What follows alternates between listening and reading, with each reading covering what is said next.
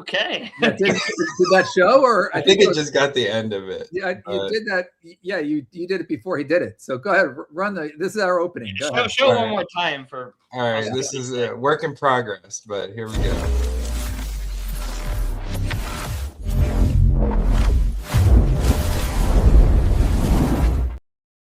All right, Craig, nice job. That's all. That was made on 3 prompts in Google Veo, so we'll keep working on it. Make it better over time. Excellent. Well, that was great. This is the AI Revolution call, as you just saw. That's Craig Delaune, and I'm Bryce Smith. We work at 10,000 Days Capital, and then we have John Dio, as always, who is our resident AI expert and is an industry veteran and works presently in AI. So if you have questions, we will direct all of them to John. And I'm Bryce. My real name's not B Money. That's what the kids on the street call me when I rap and stuff. I don't know. No. Well, cool. Well, as always, there's lots of news to talk about on this call. We talk about AI, robotics, and space sometimes.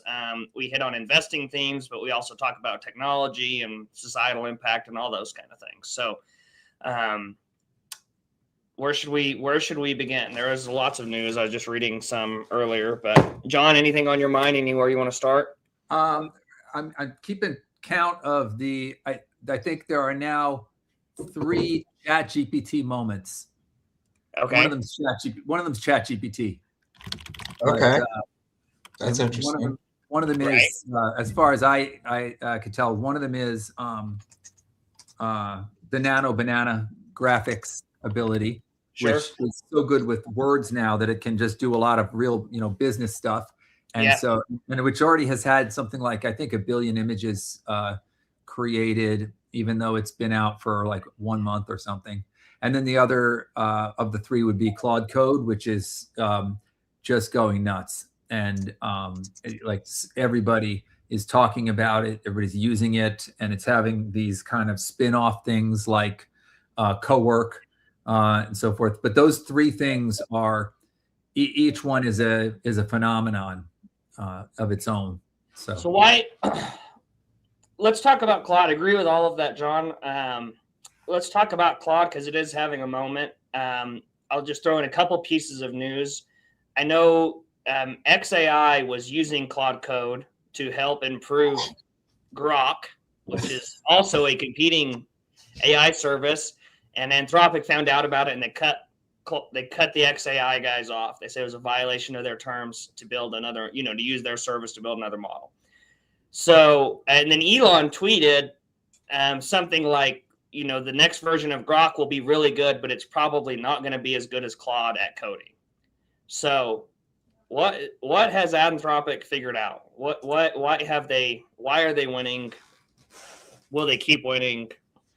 Yeah, I don't know. I mean, I know it's what they aimed at, so they, like others, aimed at different things, different models or have different thing they try to be best at. And when Anthropic decided that's what they were going to be best at, they decided there were other things that they weren't going to be best at or aiming at even. So they're like, this is what we want to do. And the reason to aim at code is because it's kind of underlies everything. You go get best at it, then you can be best at the thing that can be used to make the other things more, make Right. AI automatically.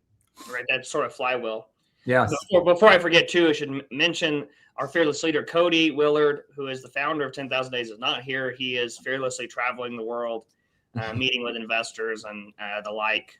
He's in Abu Dhabi presently. So, anyways, but he should be back probably 2 weeks from, not next week, but the week after. But back to this discussion, John. One of the things I keep thinking, though, is like, we were promised, or this idea was with OpenAI was like AGI, generalized intelligence, and yet as we've gone further along, the intelligence has sort of become more specialized. Like ChatGPT is good at conversations with people, being a friend. A lot of people use it that way, being a health advisor. Anthropic is good at coding, obviously. Grok, I think, is pretty good at physics and things like that. Gemini, good at images. So how, it just, isn't it a little surprising that we have like domain specialties within general intelligence engines? I'm not sure that it's so odd. And I think that, OpenAI is great at coding.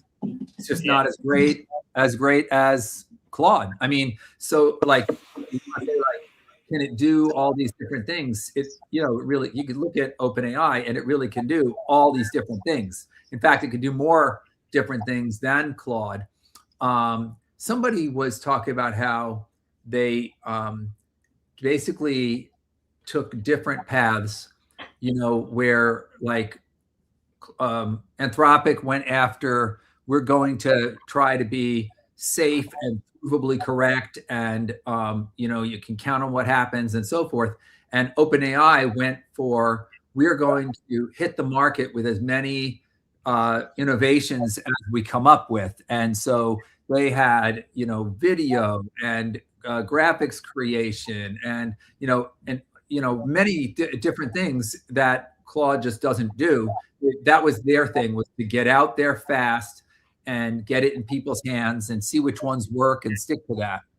Different for the people that don't really understand coding on that level, what exactly, I mean, is there a good analogy you can use to kind of describe what Claude does that the other ones can't, that really separates them from the pack in that regard? I'd say that it does well with large existing code bases where, they're all doing this vibe code thing, and Gemini for Google does it as well, where you could say like, here, type in a paragraph about what you want your application to do, or you want to have a website that, you're going to describe it, and boom, it exists. And that's what they call greenfield, meaning it's like, it's starting from scratch. There's nothing there that it has to worry about. It just goes and makes this thing. So they all can go do that. But what's called, I think it's called brownfield is the other way, but where you have an existing, like, here's hundreds of thousands of lines of code people wrote, and it's messy and it's there. And you want to be able to make changes in that will actually work and not break everything. That's the kind of sophistication you get. Thank you. That's an awesome description of it, because that totally makes sense. Like if you're building something from scratch, you have plans, all new materials, that's fairly easy compared to like coming to a huge mess and doing a whole reconstruction of something that people can envision that. Yeah. And that's just talking about, Claude, but now talk about Claude Code. And Claude Code is like a generic agent loop that is able to be used for code development and for lots of other things. And so what that means is you can give it stuff to do, and it will go and do those, and it can go on repeat. It can hand one thing off to something else. You can give it new skills along the way that it knows when to kind of bring them to bear. And so it's the more you use it, the more sophisticated it gets as a setup. And people are using it. My team is using it as a development tool that brings us to where you don't even code anymore. But it's not that you're doing this vibe coding thing. You're actually doing kind of sophisticated AI engineering, but you're doing it at a higher level where you're describing in what you want to have happen with your code. But you got to really understand architecture. You really got to understand what the things are that you're making and the tests that you're going to put it through. But now the whole process, the whole software development process can be managed and automated by Claude Code. And it changes the game. In fact, Anthropic built Claude Code using Claude Code. Wow. It was 100% automated. It was 100% created by the AI. I do think, John, it seems like there has been a paradigm shift with software, and I've sort of been on the fence that, like, a lot of the legacy software companies are pivoting, will pivot. They're not all necessarily screwed by AI, for lack of a better word. and I think that is probably true for some software names, but in terms of investing in software, it seems like the market has decided that it will no longer ascribe the valuation to SaaS companies that it formerly did because of this new threat of AI. And when the machines can build their own software, like you just described with Claude, I mean, that is a fundamental change in what software means and what it does and what it's worth. And so I think we've talked about a framework we're working on to kind of evaluate software companies by, how they're going to survive this AI thing. But there sure is. I mean, if you're in the software industry right now, you have to be like red alert, to use the OpenAI thing, right? Like whether you're Salesforce or just some random SaaS app for plumbing or something, you know what I mean? Like AI can potentially build this stuff from scratch. And even if you end up surviving through all of this, you're probably not going to trade. Your stock's probably not going to trade at 25 or 30 times sales unless you're really special. You're probably going to get an ordinary multiple like most other businesses do. So we've got to be careful when we say that,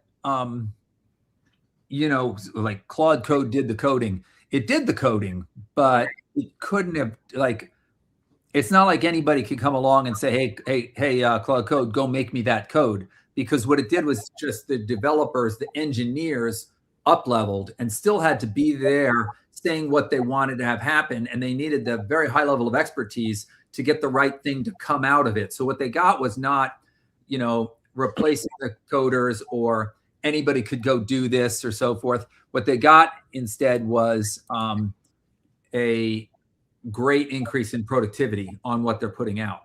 Mm-hmm.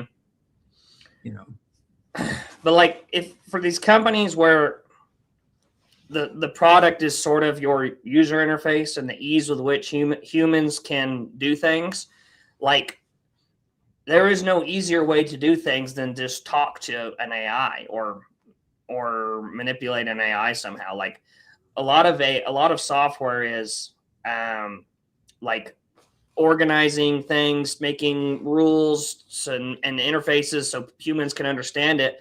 But it just seems like it's going to be so much easier for, like, a lot of those business processes are just going to be almost verbal communication where you can query a database with voice, like, language, instead of having to know SQL, for example, how to manipulate a database, Yeah, I think that it is getting far easier to, ask for information that you want. I still, like I've said before, don't believe that chat is the end all interface, or even voice. Right. I think that, a picture is worth 1,000 words. Being able to see a couple blank spots on my calendar versus you telling me that it's Tuesday at 10 and Thursday at 2. And, it's some things are just easier to manipulate visually. But that's more like going from what we now have in terms of UI to chat and so forth to a some like custom occurring UI where it's like it's going to visualize the way it needs to for the thing it's showing me right now. So that, yeah. Do you think then, John, that maybe the graphical user interface, the GUI, GUI for AI is yet to come? Like there is going to be another way in which we interact with all of these AIs beyond just chat. Yes. So somebody came out with a thing for, again, Claude Code or, what was it called? Cowork or something, where they go and ask Claude for something. And then it's this kind of blank canvas that fills in with what it needs to, whether it's, a grid or a chart or something, but it's like alongside the talking that they're doing. It's this assistive interface. And like I'm saying, it's generic-ish. It's not like, oh, screen number 3 that you always see when this or that. It's like, no, I'm the AI is telling me something, and because of the kind of thing it's telling me, it goes and generates something to look at that kind of goes, with that. And part of that has to be too that it has to have sort of persistent memory, right? That this, like, if you build something that's useful, that it's there the next time you log in and not a fresh chat or something. Is that part of that as well, you think? Yeah, there's a lot of work going on with persistence, or storage or memory. How I've already done with the AI gets remembered, and how things that got created, which might take up a lot of space, you might go, oh no, that's not going to fit in the context or something. It's like, don't worry about that. It's in a place where it can get at it and make use of it and so forth. Yeah, I mean, you can almost sort of picture something where, like, if Craig or I build some kind of interface with, or like, you start off, maybe you chat with the AI for some business process, I don't know, sales, and you build something, and you sort of like, you're like, okay, I like this, what the AI has created, the graphs, the charts, the interface, and you sort of like can save that almost, and save it maybe even across your entire company, so that others can also use it, and it almost becomes like an internal app, just like that. I feel that's sort of a piece that's missing right now. And I know that there are, like, you can now share chats and things like that, but that sort of seamless, like, oh, I like this, click file save, and then everybody can kind of use it. Yeah, there's a lot that needs to be figured out about how to work with all this stuff. Mm-hmm. And so, in case folks aren't familiar, Claude Code is this really thing that you use at the command line. It's like, why are people so excited about something that you open a terminal and it's like line by line, you're typing whatever? It's like, well, because what it enables and how it fits into the other tools that developers use is just so powerful that people are like, fine, I'll do it. But then a lot of folks have figured out how it's not even just for coding. It can be used to, you can tell it, hey, go look through this directory of my files and find the ones like this and write it all down over here like that, basically sending it off on these missions to turn one chunk of messy data into this other chunk of clean data. And so just last week or so, they came out with a new kind of layer on top of Claude Code called Cowork, Claude Cowork. And it's like your coworker, and it is the same stuff, but with a bit of a user interface on it. And you can do those kinds of things and automate what it is that you do. And so the more people that pick up and start to use that, they start to say, wow, this is an amazing tool. It kind of does what I tell it at making all whatever different kinds of documents I need. It's kind of like what you do with chat, except it flips it so that it's not about the chat. It's about the stuff you're making, and you're sending it off on tasks, and you can go make one of those and now make one of those, and it's doing it all at the same time. It's kind of got a queue of things that it's going and working on, and you're sending it off to do. Now, they go, well, that's great. And now we want to use that as a organization with how we like produce output that, these data products within our business that then get used to make other data products that they're the output of this becomes the input of that, and it's all connected up. And it's like, do you understand your workflows? Do you understand what it is that you do that is passed along to what you do? And the more that a business understands that and can kind of put the pieces of that together, they're going to make their entire business incredibly productive. And you're getting right out of just the kind of coding end of things into just knowledge work. Yeah. John, this is sort of a similar topic, but I'm reading the Steve Jobs biography by Walter Isaacson. I don't know if you've read it, but he does a great job. But it is so funny to me, the parallels between like where we are now and sort of the early days of personal computing, and like when they first sort of had computers, and you probably can speak to this much better than I can, but like, you're saying I was there. You were closer to there than I was. I was there. Yeah, I was there. But like, it's difficult for us, like for me to even grasp how it worked. But like he was talking about, like, if you're writing in MS DOS or in BASIC, even with those early computers, and like literally you had to remember like orders of digits to find a file. Like you created some file in the computer and you had to go punch those digits. Like you can't just, there was no file save as, there was no icons, there was no graphical user interface, right? But it's just funny to me that like computers existed for quite a while before they finally came out with a graphical user interface and keyboards and mice and ways to make all of that work. But it's funny, even with the Claude Code thing, it sort of reminds me of those people back in the 70s, like typing into it wasn't a command line prompt, but you were just talking straight to the semiconductor. I mean, you know what I'm saying? Like there are some striking resemblances. Yeah, well, everything's like, it's frontier stuff. You know, there was that frontier, there's this frontier. And with that frontier, the thing that I see in common, and I hadn't thought that there was much in common until you mentioned here, but was the sense of wonder, the sense of almost unlimited possibility. Yeah. So I wrote my first application in BASIC. I sold it for $600 when I was 16. Wow. And it was to a company that was a lawyer had this legal publication in New York, and it wrote like a little article about everything that went to a civil verdict in the whole kind of state, and was it for the plaintiff or the defendant? If it was for the plaintiff, how much was it for? And so I did like statistics and on the average this, and if it's that kind of injury, then what were people getting for that kind of thing? That's app to make for a 16-year-old, John. Yeah, it was pretty cool. I did it on a TRS-80 that had large, I think they were 12-inch floppy, very thin floppy disks that went in it. It was my father's computer that he had for his business.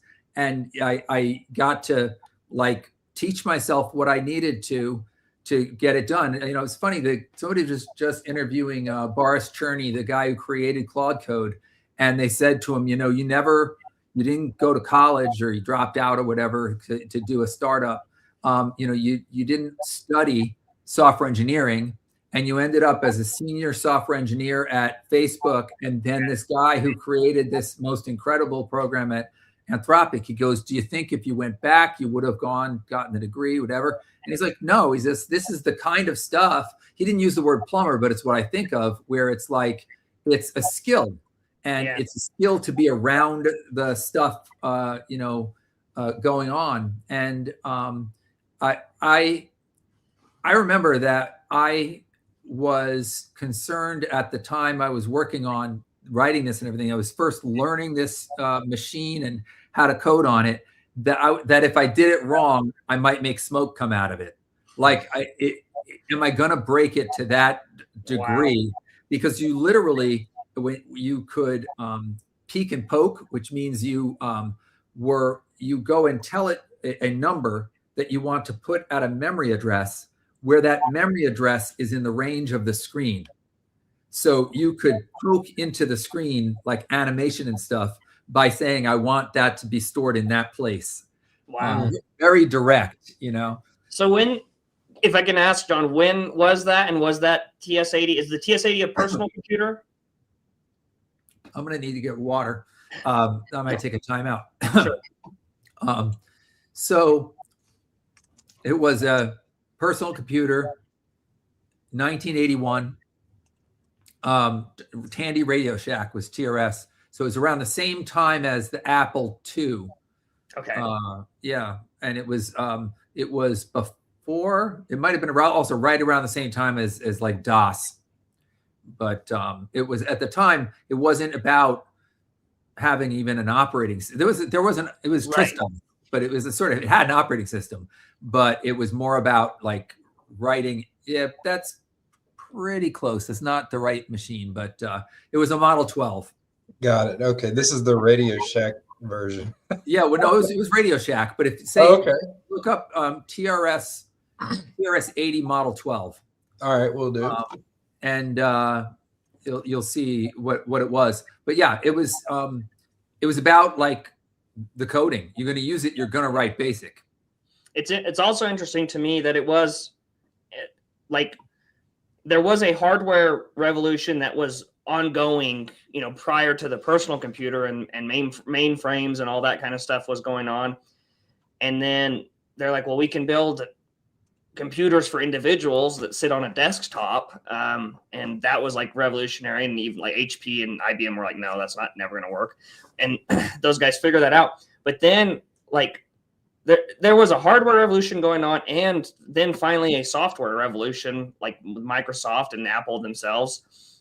And isn't it that also sort of an analogy? Like NVIDIA is sort of this hardware revolution that's happening and has happened with the GPU being used for many things besides graphics. But then simultaneously, we're taking that and creating software that ordinary people can use. You don't have to be a programmer to know how to use the software, right? I mean, He froze. Just like, to me, there are so many. You're back. You froze for a sec, or else I did. Yeah, no, it's just amazing to read that history and see that there are so many parallels. I think there are, and it's not that. It seems like to me that it's not that they happen to be similar to each other. Mm-hmm. It's that the first one that happened established the rules. Right. The hardware and software thing just became like, that's how it is. Right. And it started actually back around the time of Admiral Hopper. Grace Hopper created COBOL, but she also created like the first program that could run on different machines. Really? So, before that, every individual machine, you were writing the program like right on that machine. And so making that notion portable, that was in the, probably the 40s or something. Yeah. And yeah. People like on Wall Street argue about like, are we in the year 1999 or maybe we're in the year 95? Like maybe you're like, and I'm reading that book and I'm like, maybe we're in the year 1973. Like, what if and it's not going to take as long as it did the first go around, right? But like, what if the AI and even Claude Code and the stuff we're talking about, like 10 years from now, you're like, oh, remember Claude Code and how we used to talk to in the command line interface, and kids are going to be like, what the hell is a command line interface?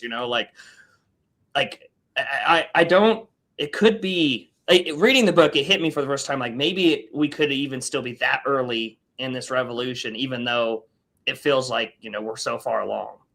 Yeah. I think you're right. And I think from the standpoint of how far into it we are, mm-hmm. it's gotta be very early, because we're still sort of just waking up to what happened a couple of years ago with ChatGPT. And the things that are coming from it are kind of fast and furious. Mm-hmm. There's so much, following on. There's lots that people are still talking about and trying to figure in terms of, are jobs going to go away? Are companies going to lose out because they don't know what to do? And all these things are happening and have to be figured out.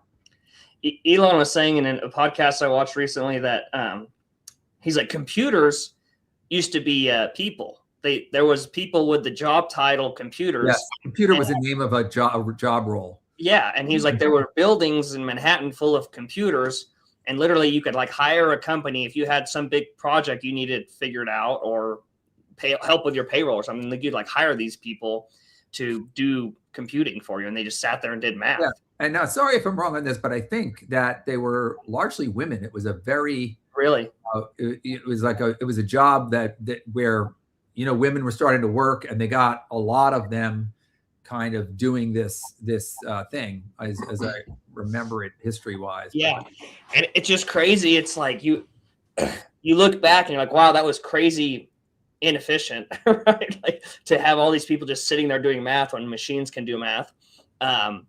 And it just was like, what jobs today will we look back like, wow, I can't believe people used to get paid to sit there and do X when computers can do that so easily, or AI can do that so easily, so much more efficiently. And and those women and men that were doing that move to other jobs and it just like society goes on. It's not the end of the world. Yeah, but what if that, the thing that we're talking about that people look back on is not it's not lawyer or this or that, but it's knowledge work. Yeah. Like, so people used to sit at a desk and, you know, do stuff with information. It's like, yeah, everybody did. What do you mean? You know, it's like a very, very large percentage of the workforce. That's what they were doing. It's like, that's covered now. Sure. Yeah, no, I mean, of course it's a risk. There's no doubt about that. But what do you think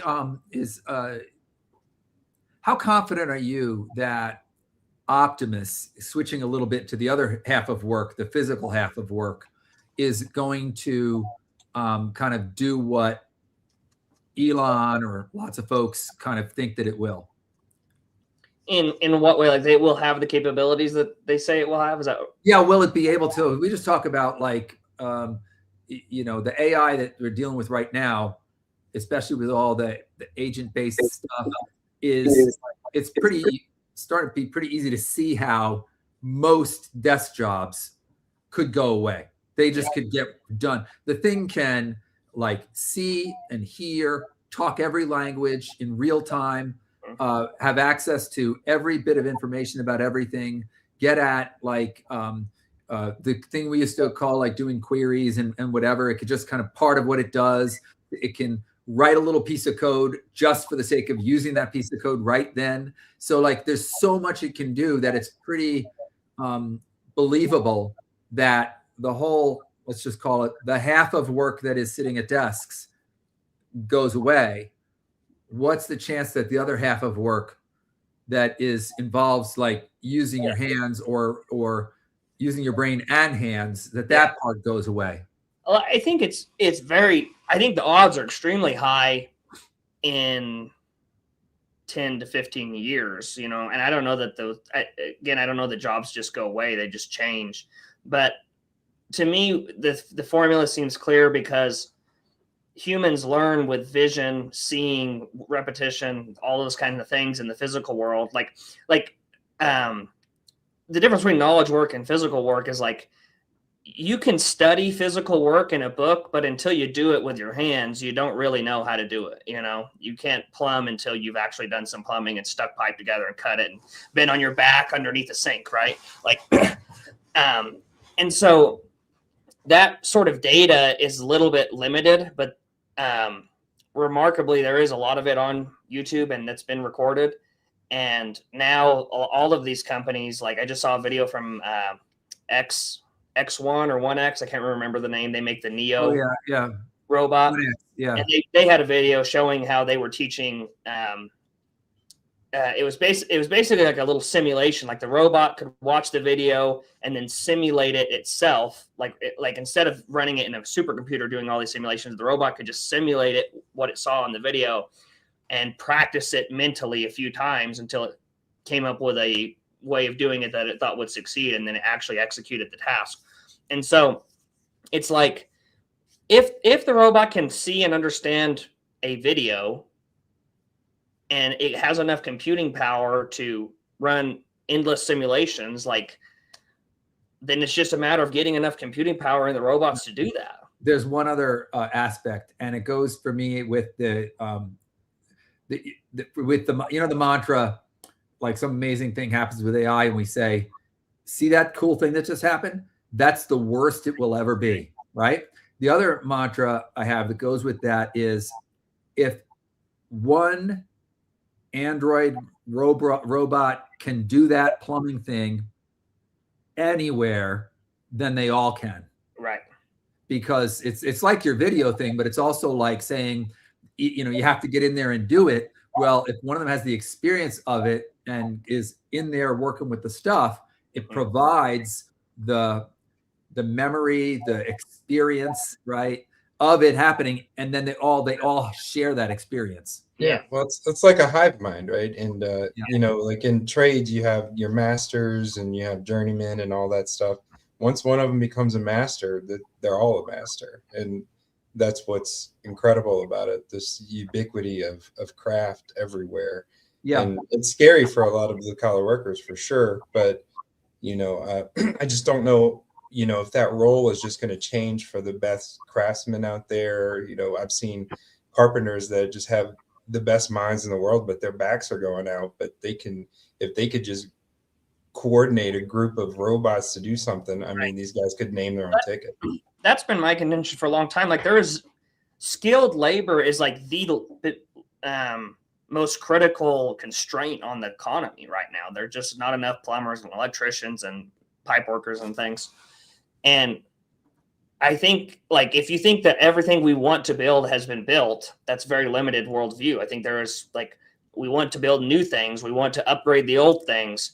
Like traffic, like how many more highways could we build, lanes, double-decked highways, bridges? Like, there's so many things that we could build that would make life better and easier, more entertaining. And skilled labor is such a constraint on all that. And it's like, you know, a funny example, my parents and I go to this restaurant this weekend, and it's a little Mexican food place here, but they have like a main restaurant, and then like right across the street they have another restaurant that's the exact same menu, but it's just like their little satellite, and both of them are busy all the time. And it's like, how could one restaurant have two locations right next to each other and both of them be busy all the time? It's like, well, because they make great food and everybody wants to eat there. You know, it's like, if the products are good enough, there's like unlimited demand for how much you could supply in some ways, you know. And there's a lot of things out there like that, in my opinion, where the society wants a lot more of it, but it can't get it because there's just not enough supply at the right price. And robotics will help bring that down significantly. I wonder, there's all about like, well, what's the effect of this and what it does to jobs and, you know, things like this. But for the robot side of things, before I even get there, I think more about just capability. And I think that the difficulty level of being in the real world is so much higher than like a car on a road. So car's going along and it's got whatever's in front of it, and it's got a decision about like go left, go right, speed up, slow down, not decide to do this exact thing with my hands on this exact thing over here in completely 3D space in any direction and so forth. So just the decision making about and the situations you find yourself in are like endless. You know, what's my situation? I'm an android here and I show up, and by the way, I say android, like an android is a humanoid robot. Mm-hmm. Right? So a robot that has arms and legs and stuff. So I'm a robot. I show up. I'm in this place, and I'm like, do I get it? Do I get the kind of the situation that's going on? Am I going to act appropriate to the situation that I'm in? Am I going to be safe and not, you know, just like flail into people? There's just so much that has to happen that to me it makes it questionable. I mean, I know you said like give it time. If I say 10 years, it'll be there. Well, I think it's going to certainly start in structured environment with defined tasks, and that's the industry is already moving that direction. A lot of almost every humanoid robot startup is partnered with some manufacturing organization, you know, because almost besides Tesla, nobody does their own manufacturing. And in most of those instances, the initial deployment for said robot will be in the manufacturing facility that builds it, you know. So like Boston Dynamics and Hyundai is owned by Hyundai, and they've ordered 10,000 robots, right, from Boston Dynamics, which they will use in their Hyundai factories, right? Mm-hmm. And there's so many tasks in a warehouse, in a factory, at an oil refinery where like the task is repetitive, you know, pick this thing up, go over here, stick it in, right? Whatever that thing is. And so that's the low hanging fruit, and there's a lot of it. Like there's a huge market. If humanoid robots only ever did that, it would be an incredible revolution. Much less the unstructured stuff, working at your house, cleaning up, you know, sweeping a street or something like outside.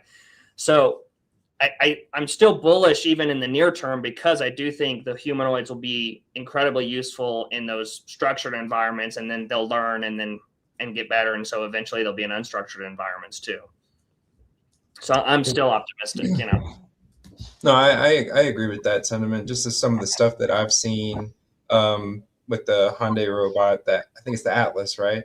Yeah, and Boston the Boston Dynamics Atlas robot. But, you know, just thinking about, you know, being in the trades, when I lived in Louisiana, I had a lot of friends in the trades and stuff. And there is a lot of just low hanging fruit, even the electrician field, you know, where things are very technical. You got to know, and to John, your point, you know, if I'm looking in a tiny hole, which plier do I need for this thing? You know, how do I make sure I don't get shocked? Is this wire hot? You know, there's a lot of things that it's going to take time. But in those environments where, you know, I just need somebody to hold this, if you could just run this wire for me, you know, because you're paying, you know, what, you know, 60 grand a year for, you know, maybe some kid that is actually going to make it or not. And like I said, the good help is hard to come by. So if you can have somebody do those things, you maybe actually be able to teach somebody something that can be the next person, you know, carrying the torch, as opposed to just having a ditch digger, which is, and maybe there's something it's not as good at, but then there's other things where, you know, it's this weird combination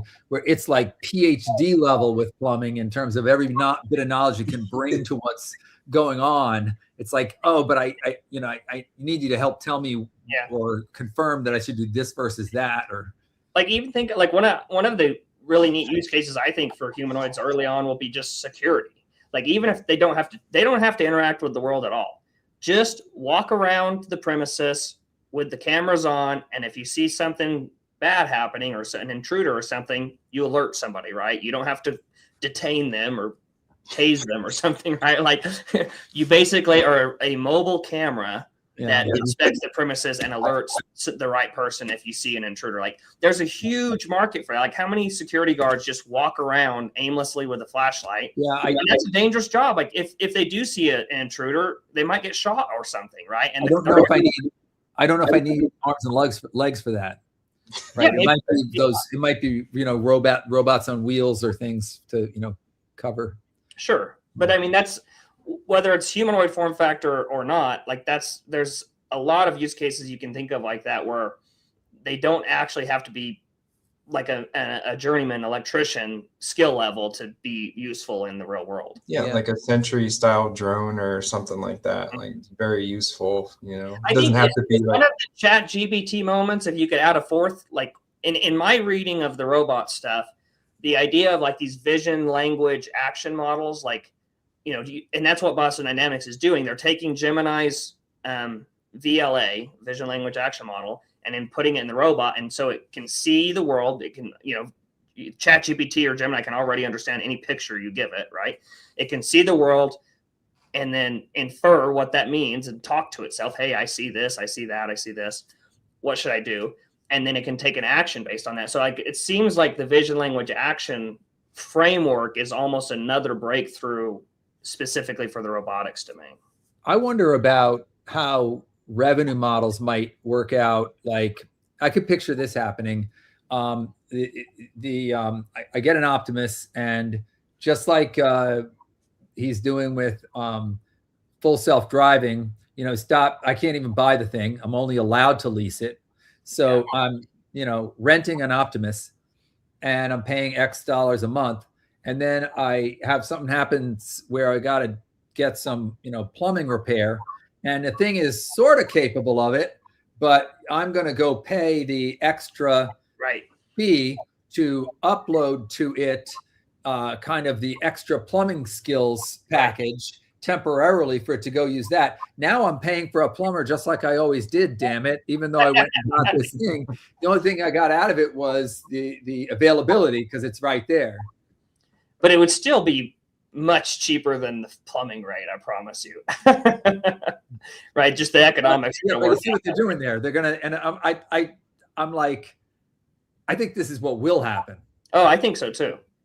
I totally. Actually, we wrote about that. I can't remember when we first kind of had that epiphany that like an app store for Optimus, basically, and then Unitree or one of the other Chinese humanoid makers literally introduced the first app store for their robotics platform like late last year. So it's absolutely going to be what you described, John. That's too bad. And the functionalities. What's that? I was just going to say the functionality is going to hockey stick. Once it starts, you know, it's going to start off learning, and once it. Oh yes. And once they. Exactly like the Matrix. I know plumbing. Yeah. And once the skills just become ubiquitous and they can just download it, it's over, you know, as far as like. Yeah. I want to own it, and I want to when I own it, have it be all kind of smart in these different ways, not keep bugging me with different upcharges. I think the other way it's going to happen, John, it's like if you don't want to pay for the app, like the upskill thing, you could teach it yourself. Like, okay, I want you to do this task, and then like, come here, robot, watch me. Or even like, what if you could integrate it with Meta glasses somehow, put your glasses on so it has the same point of view. Yeah. Do like you want to put this pipe together, do it, and then upload that, show the robot. The robot runs some simulations, does it. Yeah. It's like you're thinking about having the videos available. It's like right. making it on the spot. Like it could be both. It could, because if you personally have the skills and can show the robot, you should be able to do that. But if you don't have the skills, you need to buy them. Hey, it's $20 a month for the plumbing package. And they'll talk about like, we'll be able to make this robot be 20,000, but then they say like eventually. So that means, 15 years from now, because this like the Tesla was supposed to be 20,000 eventually. Right. Like Elon's thinking, I think, on pricing is like, look, we can make a car for like 25 grand at cost or something like that, 30 grand.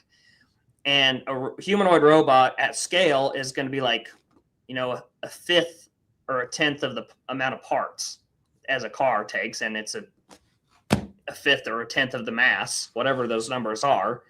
So the price will probably converge it to be like 1/5 or 1/10 of that, at least at cost. Now, what they'll sell it for is a different story. If they sell it, yeah. If they sell it. I wonder what the first like third-party robot like shops are going to look like, repair shops. Like you go in there and your robot's going to be worked on by another robot, but there's a dude like the head, commanding all the robots. It's like Claude building Claude kind of thing. I don't know. It's like they say that the cobbler's kids go shoeless means like they'll always be the last ones to get the cool stuff to work with. For sure. I hope the robots still have like mullets and stuff, and you can give me some kind of some feeling of going into an auto repair. That's another area is like, where are they getting in the uncanny valley? So far Optimus stayed away from trying to put a face on the thing. They're like, maybe it'll be a screen that you'll be able to read some things off of. Tell us what the uncanny valley is, John. Probably most people won't know what uncanny valley is when something looks too real, and it doesn't look all the way real in the AI stuff, but it looks real enough that it just weirds you out because that it's not real and you can tell it's not. But the more real they make it, the more it'll weird you out because it'll never really look real. Right. So. Just in some other news, I just made some notes that were interesting things I saw this week. But Replit, which is an app we use to build other apps, they made it so that you can launch apps straight to the Apple App Store, which I thought was pretty cool. Because I have tried to make mobile apps on Replit before, and there's a lot of difficulty in actually getting an app on the App Store, even once it's built. Like you have to be a developer and it has to be approved and all these things. And now literally on Replit, you can like click a button. As long as you have an Apple developer account, you can click a button and launch an app to the App Store, which I think is pretty freaking incredible. Yeah. And apps aren't going away. They're just getting easier to make. And so you'll have, an explosion of new long tail apps. Are you familiar with the term long tail? Mm-hmm. Why don't you tell us that one, Bryce? Sure. Like, so in statistics, you have a normal distribution, and if you have a power law distribution, right, is the other one. Yeah. Yeah. And so if you have when people say long tail, it means even though there's not a high quantity of a specific thing people want, there are many different things that people want. And so in what John's talking about with apps, if John built a custom app that does something for some niche hobby he's into, I'll use Craig as he's a gamer. So Craig built some niche gaming app for some trivia thing that he's into or something for some weird game. There's not a lot of people that want to maybe see that app, but there are many, many, many people that would like to build their personal app for the game of their choice. And so that's what the long tail is. Let's say you've got a billion people who are in some way the audience of Grand Theft Auto or what's the Animal Crossing, or like every which thing that you've heard of, the famous stuff. Let's say there's 1 billion copies sold across all of that. Well, then among the apps that would have like 100 users, there's another billion. Mm-hmm. And it goes out, that tail goes out forever. It's super long. Right. I think in terms of like apps and software, like the long tail is somewhere close to like infinity, probably. That's what it's like. Right. It's like very, very long. There is no limit on the discrete use cases humans and AI could think of to like software is just how you interact with the computers, and computers are now intelligent. And so what different ways would you like to interact with this intelligent device that can do things for you? There's almost like an unlimited number of ways you want to do that. As long as there's entertainment and new things coming out, there'll always be new goofy apps and things that glorify it or go into it or allow you to write fan fiction and have a community. It's just so many different things that are good. I think of software as the experience that you can set up, that you can make happen.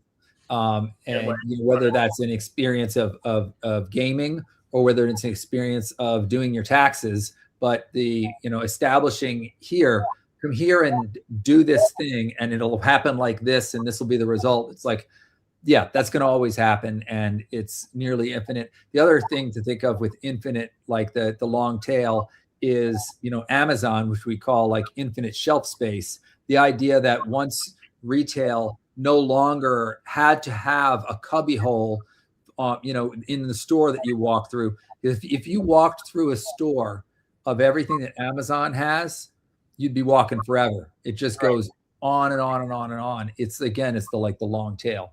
Yeah, it's a great point. And again, I think we can't, as humans, in the same way we can't understand exponential change, we can't truly get our heads around that a long tail that goes to like somewhere close to infinity or something, right? Yeah. Like you can't imagine like Amazon, even if they only sell 100 units of something, that because of their scale that they can do that profitably. And it's hard for us to imagine all of the different like things people might want to order online if they can do it cheaply. It's right.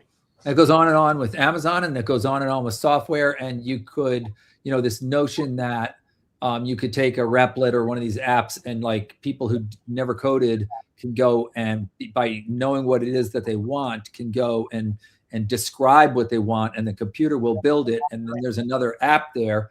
There's room for so many more of those apps to exist, and people can go and make them. You can build apps that are just personal to you. That they're like, as the works right now, it's almost never economic for somebody just to build their own app that helps them in some way. But now with Replit, you could build, if you could think of a way to use your phone that would be helpful for you and you only, with Replit, you could make that app and deploy it and have it on your iPhone, and you're the only user and you don't care. You're still going to make that app. Yeah. So I think Replit's quite a revolutionary company, and I've been following them for a while, and we use the product. So I thought that was a great product for them to launch. One of the other things I saw that was interesting, but OpenAI's CFO was talking about their like revenue and how it correlates to the amount of compute they have.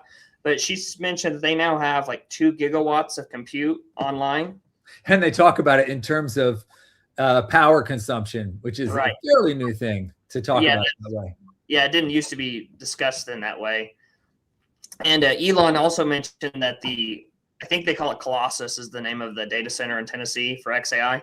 And that's now a 1 gigawatt cluster all together. I don't think OpenAI's 2 gigawatts is all in one building. And a gigawatt runs a small city, right? Yeah, I heard the other day a gigawatt is roughly equivalent to like an average nuclear power plant worth of electricity. So it's quite like, a nuclear power plant could run like a city the size of Phoenix, maybe. Like, could Phoenix run on one nuclear power? Like, that's a lot of power. Well, I've read that the 2 gigawatts is can power San Francisco. So Okay, so maybe I'm off slightly, But, yeah. Oh, it's pretty. Yeah, it's close. I mean, we're in the order of magnitude kind of territory. and that's just insane to me. But like the amount of compute that is already scheduled to come online, like there's going to be dozens of 1 gigawatt clusters coming online in 2026. Like, and then like Meta is planning like a 10 gigawatt cluster or something in Louisiana or somewhere. Like, okay, so bubble, right? right. Things growing so fast, you start to question, say, is this a bubble, whatever. But there's money being paid for all of what's, so there are, for all of these, tokens generated that out of these things, the input and output of it, there's people paying for that input and output, and they keep getting bigger in their data sets. Right. People still pay for the input and output of those tokens. So it's like that's the economy that we happen to be in now, and it is taking place. So I just don't. To me, that doesn't equate to bubble. No, I fully agree, John. I'm working on an article today discussing that, and I'm making analogies to like computers and then contrasting with the internet and things. Like when Apple made the Apple One, and they like Wozniak was like welding it together in Steve Jobs' garage. Like when they sold the first unit, they made a profit on that computer. Like, right, they sold it for like $300 or $400 or maybe $700. I don't remember, and it cost them like $50 to make. And in the internet, like a lot of what happened in the internet bubble was like unprofitable, speculative, future kind of stuff, right? And the margin, like the barrier to entry to become an internet company was zero.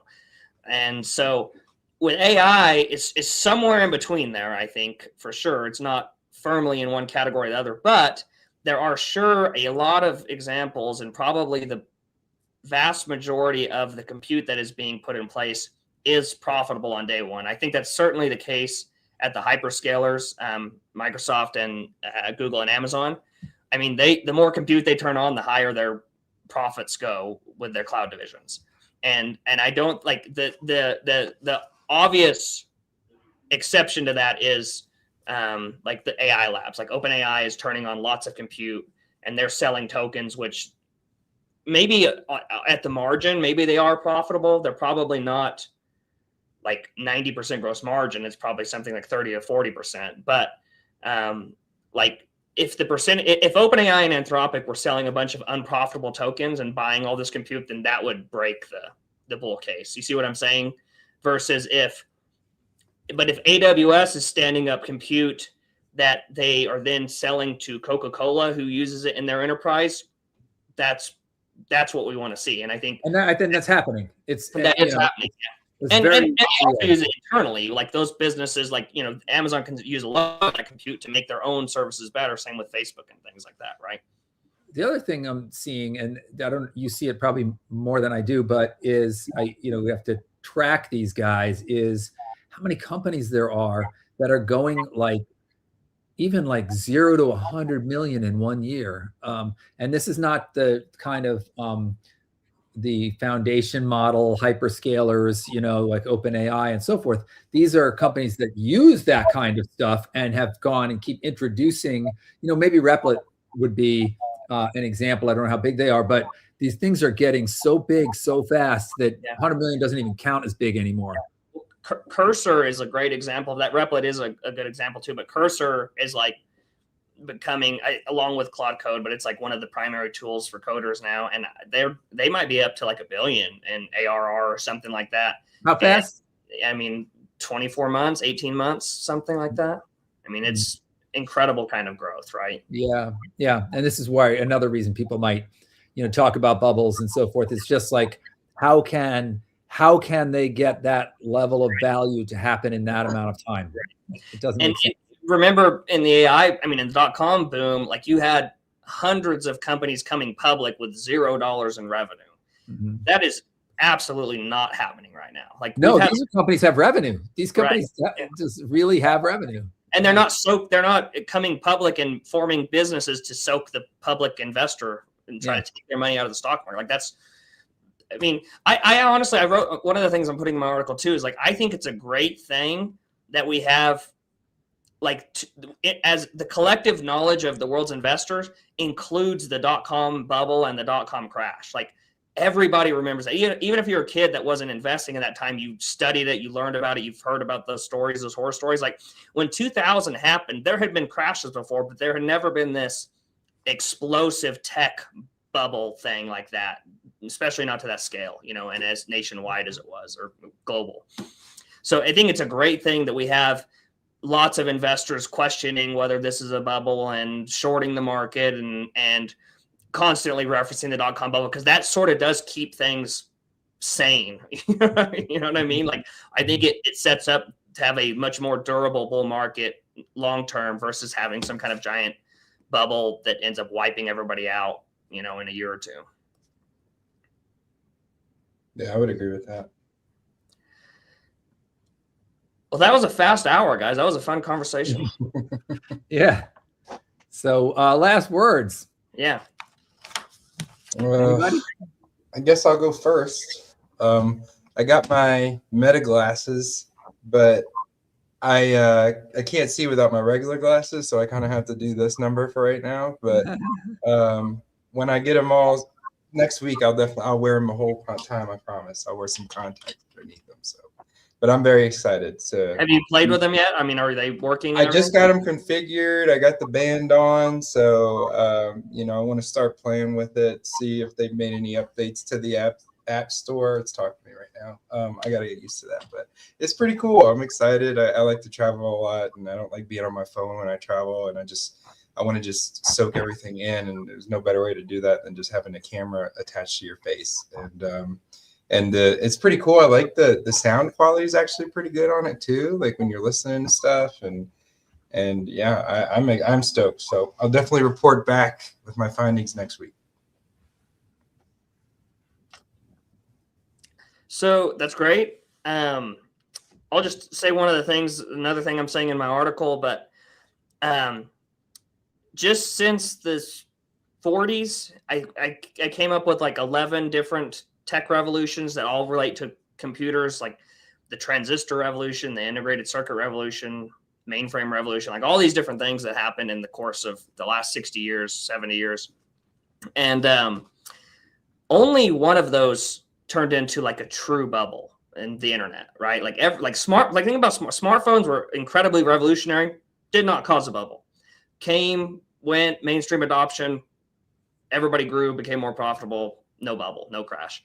And when you listen to tech investors, the sort of underlying premise is that every time we get a tech revolution, we get a bubble and a crash.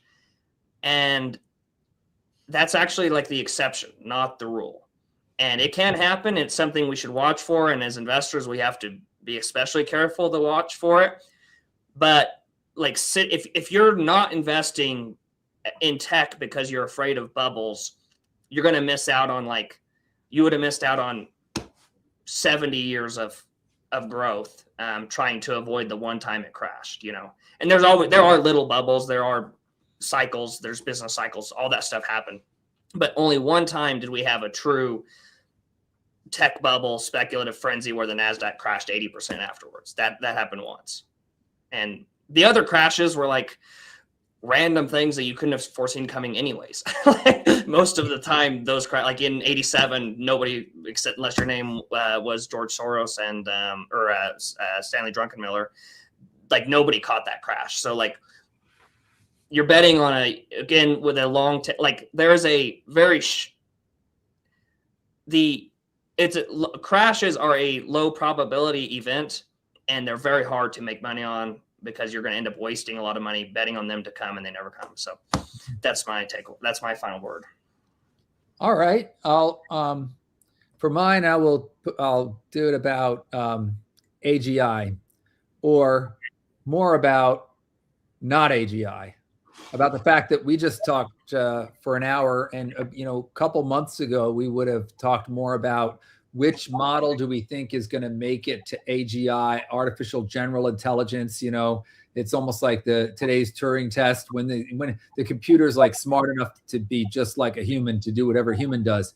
And because these things are already doing all these things that humans do, and whether or not they do them exactly the same way, or they need a little assistance to make something happen or whatever, people just aren't as caught up in that conversation.